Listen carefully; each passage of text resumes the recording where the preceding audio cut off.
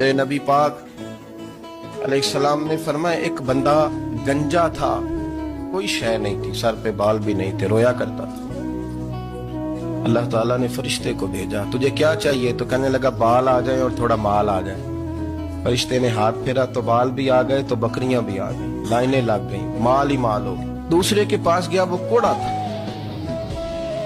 اس کو جا کے کہا کیا چاہیے؟ کہنے لگا شفا ہو جائے اور کچھ اللہ تعالیٰ آسانی کر دے۔ شفا بھی ہو گئی، گائیں بھی دے دی، بھینسیں بھی دے دی، مال ہی مال ہو۔ پھر ایک کے پاس گیا، وہ اندھا تھا، تجھے کیا چاہیے؟ اس نے کہا آنکھیں مل جائیں اور کچھ ساتھ اللہ مال دے دے۔ اونٹ ہی اونٹ ہو گئے۔ جب بڑا نواز دیا تو پھر مالک نے امتحان لینے کا ارادہ کیا۔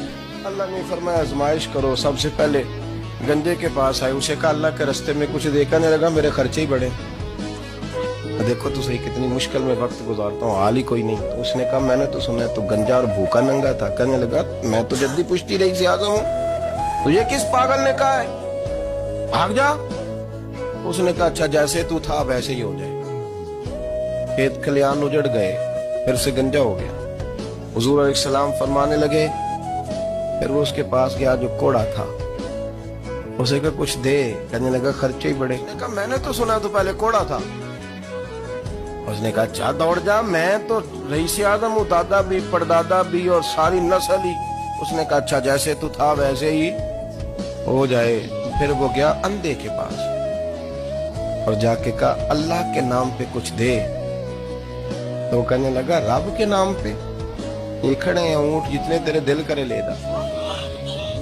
اس نے کہا کیا مطلب اس بات کا؟ کہنے لگا یار تجھے کیا بتاؤں، میں تو اندھا تھا، میں نے تو کبھی دنیا دیکھی نہیں تھی، پھر اس کریم نے فضل کیا تو مجھے بڑا کچھ دکھایا۔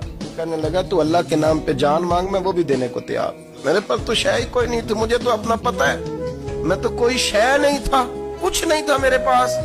یہ تو ان کا کرم ہے کہ رخ ان کا ادھر ہے، اور مختصر سی میری کہانی ہے، یہ جو بھی ہے ان کی مہربانی ہے۔ تو وہ کہنے لگا میں بھی کچھ لینے نہیں آیا تھا، تیری آزمائش ہی کرنے آیا تھا، تیری عزتیں بھی سلامت رہیں گی، تیرا مال بھی سلامت رہے گا، تیری شفا بھی۔ اپنی زندگی میں کبھی بھی اللہ کی بارگاہ سے توجہ ادھر ادھر نہ کریں، چھوڑے لوگ کیا کر رہے ہیں، دنیا کیا کہے، کبھی بھی اپنی توجہ دائیں۔ ہمارا یہ مسئلہ بن گیا کہ ہماری سیاست ہے، ہماری دنیا داری ہے، ہم بندوں کو راضی کرنا چاہتے ہیں، ہم دیکھتے ہیں کون کس طرح، اور آپ یقین کریں آپ تھک جائیں گے، بندے راضی نہیں ہوں گے، وہ نہیں راضی ہوتے۔ آپ ان کو منا کے لائیں گے تو ادھر والے نکل جائیں گے، ادھر کو منائیں گے تو ادھر والے نکل جائیں گے۔